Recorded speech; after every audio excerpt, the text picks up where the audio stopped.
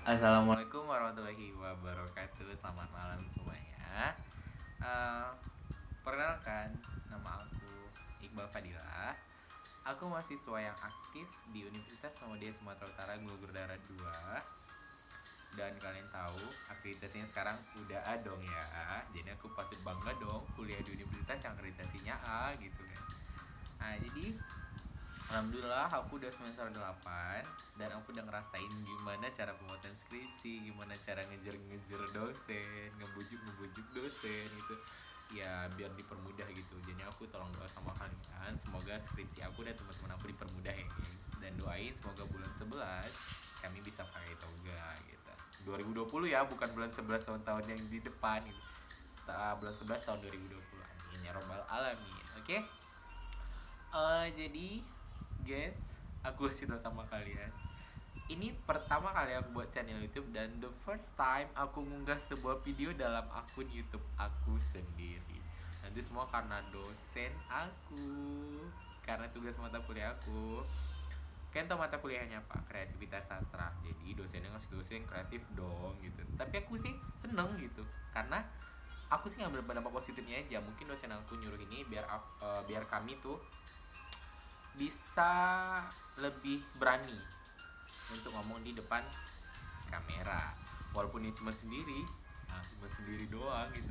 Oh ya, sorry ya, aku di kamar jadi backgroundnya itu ada tire, ada spray, ada lemari.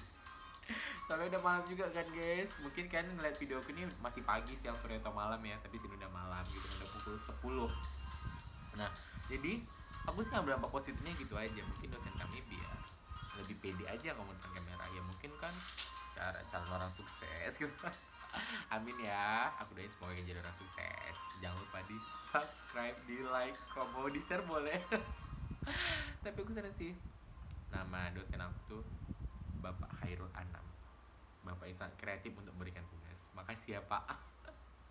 Oke, jadi guys, tugas kami di sini, ini tugas akhir kami ya. Jadi kami ditugaskan untuk meresensi sebuah film, naskah drama gitu kan. Bebas sih apa aja terserah, yang penting pastilah harus ada maknanya gitu kan, apa yang terkandung dalamnya, biar ada seperti pesan positif untuk diberikan kepada para pembaca atau para pendengar. Oke, jadi di sini aku ngambil resensi film. Itu ceritanya tentang Mak ini Aji. Aku ada bukunya. Ini dia guys, aku ada buku. Sorry. Ini dia guys. Sorry ya guys, sorry. Udah malam, ngantuk, maklum ya guys. Aku gak bisa ngedit-ngeditnya, jadi berjalan aja videonya ya guys ya, maklum. Pertama kali loh guys. Jadi di sini aku ngambil cerita tentang hasil karya tulis dari Asma Nadia dong. Aku juga suka tulisan dia. Judulnya Emak Ingin Naik Haji. Kalian pasti nggak asing dong sama cerita ini gitu kan. uh, Mungkin kan udah pernah lihat film ini di bioskop ataupun baca cerita-cerita ini gitu kan. Sekarang ini film udah lama loh. Tahun 2009 dan ini tahun 2020 dong ya, 11 tahun. Kenapa sih aku harus ngambil cerita ini lagi gitu kan? Bener ya, jujur, ini nggak endorse, ini nggak peres ya. Aku seneng banget sama judul cerita ini karena ini banyak banget seperti motivasi hidup, nilai pendidikan, nilai moral. Ini bagus banget untuk kita baca. Bahkan kalau bisa tuh anak cucu kita ya, kalau misalnya kita diberi umur yang panjang gitu. Dan kebetulan guys, aku juga gunain buku ini sebagai analisis skripsi aku loh ya. Ini jadinya kebetulan juga, jadi aku ngambilin aja. Jadi aku nggak hoax guys, aku ada buktinya, aku ada beli bukunya sendiri. Belinya di mana? Titi Gantung dong ya, tempat terkenal penjualan buku yang murah meriah tapi tetap berkualitas. Oke, jadi kita mulai aja. Di sini aku meresensi buku ini, Maing Ini Haji gitu kan. Nah, jadi aku kenalin dulu tokoh-tokohnya. Aku lupa, jadi aku lihat kepekan lagi ya. Oke, jadi di sini aku kenalin ada tokoh-tokohnya, pemerannya. Itu ada Artisan Serzain selaku emak dia. Ada Reza Rardian selaku si Zain. Ada Didi Petet tokoh pembantunya. Ada Niki El Karim, Ayu Pratiwi, dan ada sederet tokoh pembantunya gitu. Banyak loh guys, kalau aku sebutin aku bakalan haus bener. Air minum jauh di sana. capek. Jadi aku karena toko-toko utamanya aja ya, karena kebetulan di buku ini dia cuman membuat 5 pemeran aja gitu. Nggak ada toko pembantunya lah, cuma sliver gitu aja. Masa ya di sini buat sliver gitu kan. Nah jadi sini aku ceritain ini. Ini aku ceritain ini dia menceritakan tentang seorang wanita yang tinggal bersama anak prianya, yaitu emak dan Zain. Mereka tinggal berdua. Mereka menghidupi kehidupan mereka hanya berdua gitu. Emang kemana sih bapak si Zain? Emang kemana sih suaminya emak? Suami emak sekaligus bapak dari Zain itu sudah meninggal dunia, guys, sudah almarhumah gitu. Jadi mereka hanya tinggal berdua di rumah yang seadanya. Mereka tinggal seberangan dengan rumah Bapak Juragan Haji, guys. Juragan Haji loh ya nama dia gitu. Kenapa sih? Karena dia sering pergi haji dan pergi umroh bersama keluarganya. Bahkan dia juga pernah bawa rekan-rekan kerjanya juga gitu. Nah, oke. Jadi aku ceritanya, emak ini sangat ingin pergi haji. Yang kita tahu itu adalah rukun Islam yang kelima ya, naik haji bagi yang mampu gitu kan. Nah, jadi emak selalu saja memandangi lukisan ataupun foto yang dibingkaikan yang diletakkan di dekat ruang tamu mereka.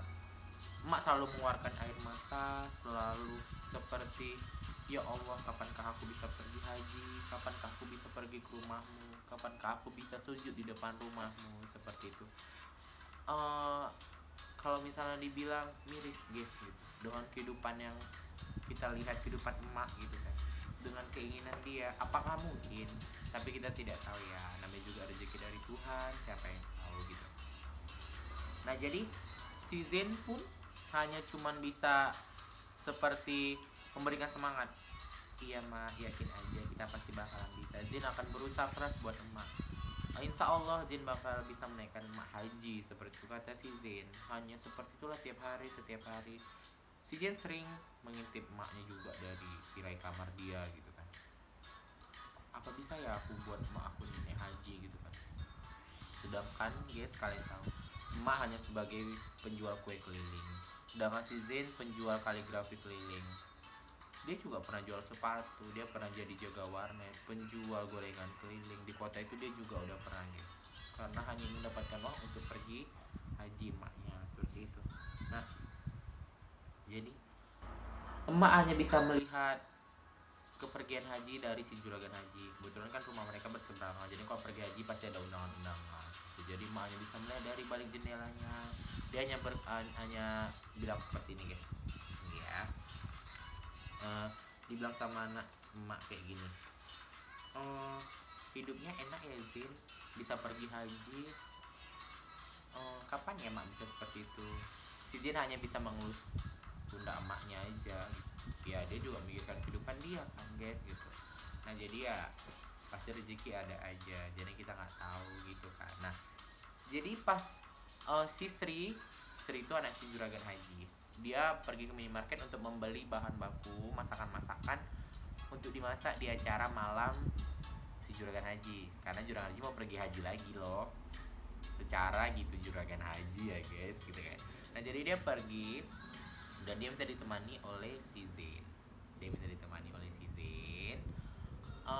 Lalu mereka pergilah ke sebuah minimarket. Mereka belanja tuh banyak banget belanjanya. Si Zain megang 2 kantong plastik, si cewek tadi juga megang 2 kantong plastik, belum lagi yang di mobil gitu kan, guys. Banyak banget, jadi mereka bantu. Jadi belanja, setiap kita belanja itu pasti kita dikasih struk ya, guys ya. Jadi kalau misalnya belanjaannya minimal 1 miliar, satu banyak banget. Minimal misalnya kita buat aja lah ya 500.000 lah ya, kita buat sejuta gitu. Nah kalau misalnya ada sejuta itu dapat kupon undian gitu, guys. Nah kebetulan belanjaan si Sri ini lebih dari sejuta, jadi dia dapat undian.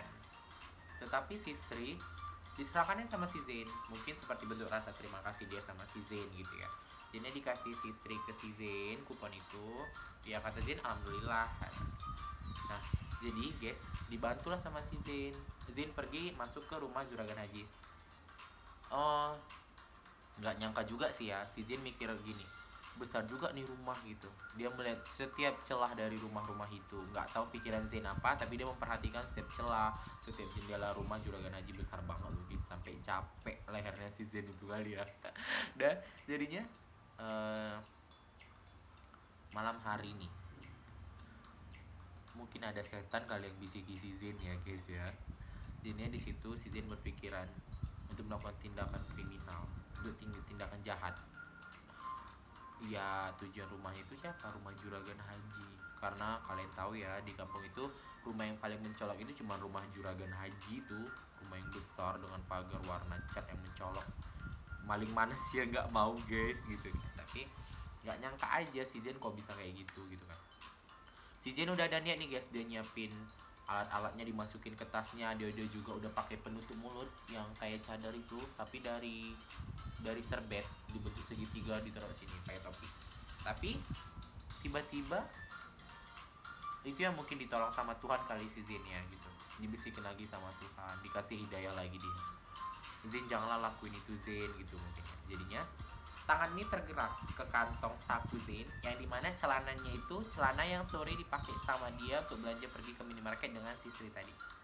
Dia melihat undian tadi dan niatan buruk dia tadi dibatalkan dia. Dia langsung tergesa-gesa mengisi kupon tadi guys, dan dibalikannya. Ternyata rezeki kita tidak ada yang tahu. Alhamdulillah, Zen merupakan orang 5 terbesar lah dibilang gitu ya. Jadi di 5 pemenang ini ada tercatat nama si Zen yang memenangkan untuk pergi haji guys. Alhamdulillah ya banget, berarti mak bakalan bisa pergi haji gitu kan. Alhamdulillah Zen menjadi orang yang kelima untuk pergi berangkat haji. Dari Indomaret tergesa-gesa Zen pergi. Dia sangat gembira, dia membayangkan bagaimana emak mendengarkan berita ini guys. Seneng banget, pasti seneng banget. Dia bisa berangkat emaknya haji dengan kupon yang dia dapatkan dari si Sri tadi. Zen pergi tergesa-gesa, pergi lari. Kita juga nggak ada tahu ya, maut kita nggak tahu. Tiba-tiba ada lewat lah. Ini si Zen lari, bus lewat, buat terbang dah kupon tadi, jatuh hilang entah kemana. Pergi terbang gitu kan. Gara-gara truk tadi kecerobohan si Zen juga. Tetapi rasa senang Zen itu tidak bisa diluapkan hanya dengan untuk pergi lari cepat mengabarkan sama emak. Betapa mulia ya guys Zen selaku anak gitu. Miris aku, sedih. Iya bener loh guys. Tapi kita gak ada yang tahu maut kan, dia tertabrak oleh bus tadi, terbang. Dan Zen hanya membayangkan, dia melihat ke atap langit, melihat emak sudah memakai kain sorban di Ka'bah dan sambil tersenyum kepada Zen. Selesai. Ya kok udah selesai? Ceritanya gimana nih keterusannya? Nah, jadi guys ceritanya juga emak ingin naik haji kan, masih emak ingin, belum emak pergi haji. Ini kan ceritanya gitu. Jadi dari data yang aku dapat cuma segitu doang. Jadi berarti emaknya belum berangkat haji, cuma sebatas ingin ya guys, ingin, belum emak pergi haji. Jadi ceritanya seperti itu. Akhirnya sedih ya gitu. Baru pun sepertinya kalau orang Medan bilang kentang banget gitu. Karena Zen udah dapat kupon. Kita mikir ya, alhamdulillah mak naik haji nih gitu. Ternyata ada truk besar tadi menabrak Zen. Emak gak pergi haji dan Zen meninggal guys. Sedih banget, sedih. Jadi maknanya apa? Ya maknanya kita selaku manusia tetap terus berusaha meneruskan hidup kita, terus maju. Kita menghadap ke belakang untuk pelajaran kita untuk ke depan, bukan untuk kita merasa males, capek, ya udahlah hidup, rezeki udah diatur. Guys, rezeki udah diatur, kalau nggak dijemput ya mana bakalan dapet guys. Jadi kita terus semangat. Jadi aku senang jadi ceritain itu gitu. Tapi beda ya sama film ya. Kalau film tuh maknanya haji bener ya gitu. Tapi sama-sama sih maknanya, kita tetap harus berjuang, harus meneruskan hidup kita. Kita mau sukses, kita harus kerja keras. Kita mau berhasil, kita harus belajar keras gitu. Dan tidak ada mungkin dan tidak mungkin rezeki itu bakalan datang gitu kan. Tak ada hasil yang mengecewakan usaha. Bener gak sih kata-katanya? Ya kayak gitu, seperti itulah. Jadi saran aku sih, kalian tetap terus mengejar cita-cita kalian, tetap terus belajar. Oh iya, tetap stay di rumah ya guys, jangan kemana-mana karena tahu masih ada virus nakal ya. Dan kita doain semoga virusnya pulang kampung, amin. Semoga kita Ramadan, kita Lebaran bisa kumpul bareng keluarga lagi, amin ya rabbal alamin. Dan aku doain buat yang di rumah tetap sehat-sehat selalu, walafiat, jaga kesehatan, banyak minum air air putih, vitamin C juga ya. Oke guys, nah jadi mungkin ini aja yang ingin aku sampaikan. Alhamdulillah tugas aku udah selesai. Yeay, udah selesai. Oke, aku ucapin makasih buat dosen aku karena aku udah berhasil ngomong depan kamera. Aku udah pede dan juga ya mungkin aku bakalan suka buat video-video kayak gini kali ya. Ya meskipun bisa diedit gitu kan. Jadi jangan lupa di subscribe, di like, kalau mau di share boleh juga guys, semua tuh bisa jadi youtuber terkenal. Kalah ya Tali Litar. Oke, jadi sekian dari aku, ini video terakhir aku. Makasih karena kalian udah mau nonton gitu kan, walaupun kalian gak nge-like ya. Oke, aku akhiri dengan wabillahi taufiq walhidayah. Wassalamualaikum warahmatullahi wabarakatuh. Selamat malam guys, selamat beristirahat semuanya. Dadah, see you.